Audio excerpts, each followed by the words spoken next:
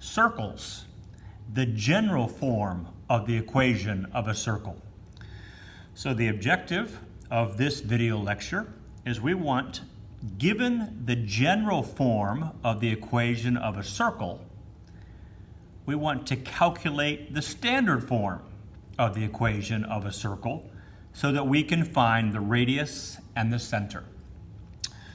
Okay, we'll talk about the general form in just a moment. Let's discuss what we already know. Okay, we know from a previous video lecture the standard form of the equation of a circle. The standard form is the difference x minus h, the quantity squared, plus the difference y minus k, the quantity squared, is equal to r squared, where h and k represent the center of the circle, and r is the circle's radius. We saw that in a previous video lecture. The other thing we know comes from our work with quadratics, and we know how to complete the square of a quadratic.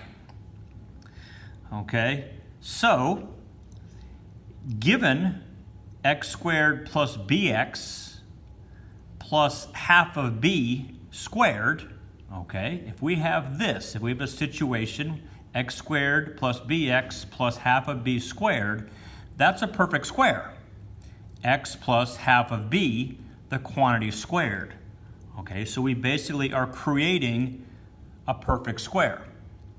Okay, and here's an example to maybe help that a little bit. Then we'll do an example with our circles, maybe help that make a bit of sense. When you're given x squared plus 6x, you remember we took half of the b, so half of the positive 6, and we got 3. And then we took the 3, remember half of b, we then squared it. We took the half of the b, half of the 6, and got 3, and then we squared that, and we got 9. And so we wound up on this side with x squared plus 6x plus 9. That's our quadratic, and that resulted in a squared situation, a squared factor, x plus 3, the quantity squared. The half of the b became the part over here that got added or subtracted from x and then squared, created a perfect square. Okay, now let's talk about where the general form of the equation of a circle comes from. I think my sheet's up high enough to see it all.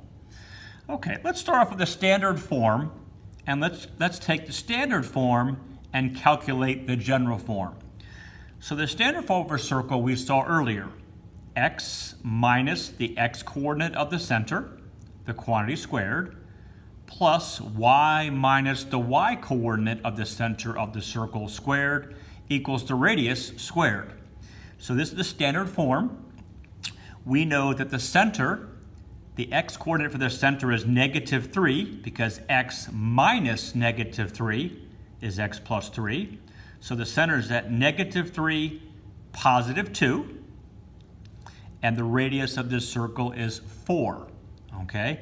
Now we're just gonna simply do some math, and we wanna expand this and set the whole thing equal to 0. So the first thing I did is I wrote out x plus 3, the quantity squared, I expanded it. That means x plus 3 times x plus 3. I did the same thing with y minus 2, the quantity squared. I wrote it out expanded, equals 16. Now I'm going to do the math.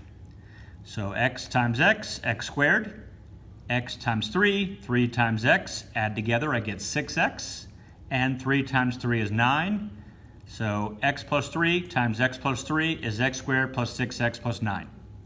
Let's multiply this side.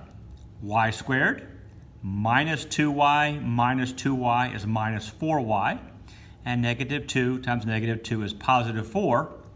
And then I move the 16 to the left side by simply subtracting 16 from both sides, so that the right side equals 0.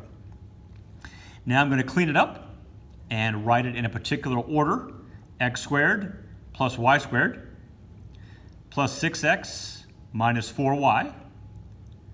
And then the 9, the 4, and the -16 results in a -3 equals 0. this is the general form. And again, we go from squared terms alphabetically, x squared, y squared, to linear terms alphabetically, 6x's, negative 4y's, and then our constant set equal to 0, and this is the general form. And so that's an example of how to find the general form. Okay, so any equation that has this form, x squared plus y squared plus some number times x, in this case it's a positive 6, plus some number times y, in this case it's a negative 4, plus some constant, in this case it's a negative 3, equals 0. This is the general form of the equation of a circle. So you might want to circle or square that. I will circle it. Okay, because this is the general form of the equation of a circle. So let's go back up to here. Okay, I'll go back up to the top. This is the standard form, and notice in the standard form, we can determine quickly the center of the circle and the radius of the circle. But here's your standard form. Now go down to our general form, which is down here, and you'll notice there is no way to determine quickly the center of the circle or the radius of the circle.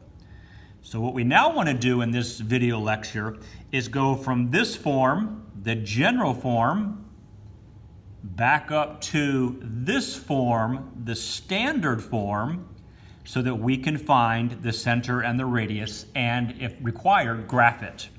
Okay? So let's do that. So how is that done?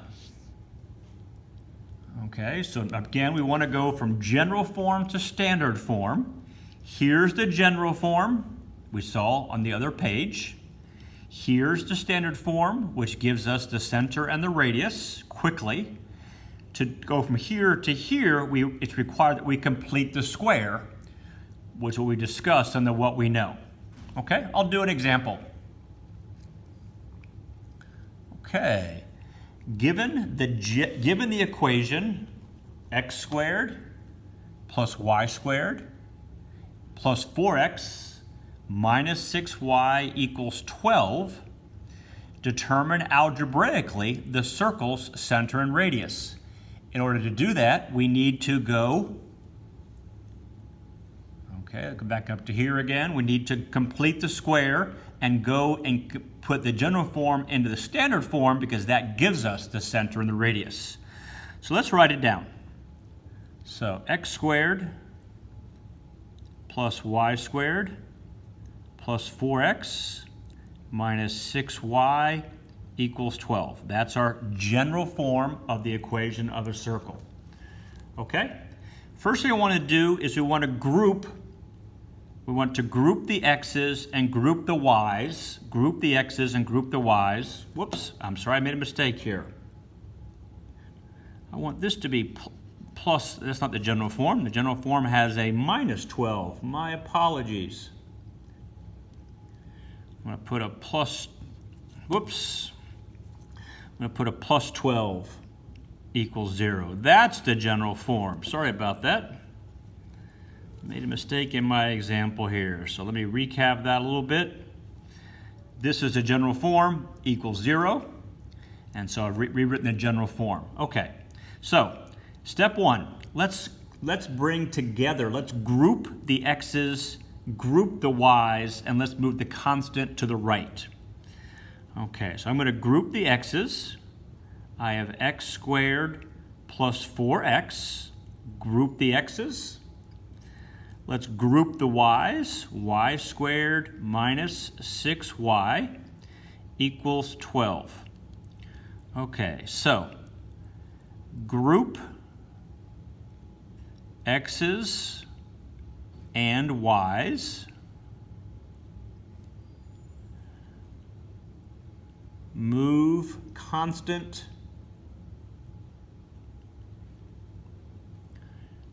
to right side of the equation. Okay, so now we're here. Okay, now here's where we're going to complete the square twice. I want to write this as a perfect square. Okay, so here I am. x squared plus 4x. I want to add something to create a perfect square. And I want to do the same thing for this. So, plus y squared minus 6y, yes, I want to add something to complete the square, equals 12. If I add it here and I add it here, I have to add it to this side as well. Okay, I have to add the same thing to both sides. Okay, so let's complete the square. Okay, half of 4 equals 2, and 2 squared equals 4. The 4 goes up here. Okay, half of negative 6 equals, excuse me, I wrote the answer down. Half of negative 6 equals negative 3. Square that, okay, equals 9, and the 9 goes here. Okay, so this is to complete the square piece. If I add 4 to this side, I have to add 4 to this side to keep the equation in balance. If I add 9 to the left, I have to have 9 to the right. And I made another mistake. When I subtract 12 from both sides, hopefully you're catching these mistakes of mine. That's better. When I subtract 12 from both sides, I should have a negative 12 on the right. My mistake on that one. Okay, so here we are. Complete the square. Take half of b, square it, add it on. Take half of b, square it, add it on. If I add something to the left, I add the same thing to the right to keep the equation balanced. In the same case as here, add this to the left, I add this to the right. Okay, so this line here, because I'm out of space over here, this is the complete the square line right here, CTS, complete the square. Now we know, okay, that we've created, because we did this, we've created a perfect square. Okay, and when we use this number here, we know that x squared plus 4x plus 4 can be factored as a perfect square. And here's the 2 right there, x plus 2, the quantity squared. If you take this and you multiply it out, you get this. And that was the intention. Okay, over here with the y's, we know that by adding 9 to this, we've created a perfect square in y. So y, we use the negative 3 here, y minus 3, the quantity squared. So this is a perfect square. We can factor it as y minus 3 times y minus 3, which is y minus 3 squared. And on the right, negative 12 plus 4 plus 9 is positive 1. Okay, positive 1. We're done. Okay, this is the standard form. Okay, so we use completing the square to come up with the standard form. X minus h, the quantity squared, y minus k, the quantity squared, equals r squared. So our center is at negative 2. X minus negative 2 is x plus 2. So our center is at negative 2. Y minus k, so negative 2, 3 is our center. And our radius is the square root of 1. Remember, this is r squared. Radius is the square root of 1, but of course, that just equals 1. Okay, this is r squared again. So there you have it. That's what's involved in going from the general form to the standard form. You want to first group your x's and your y's, and then move your constant over to the right.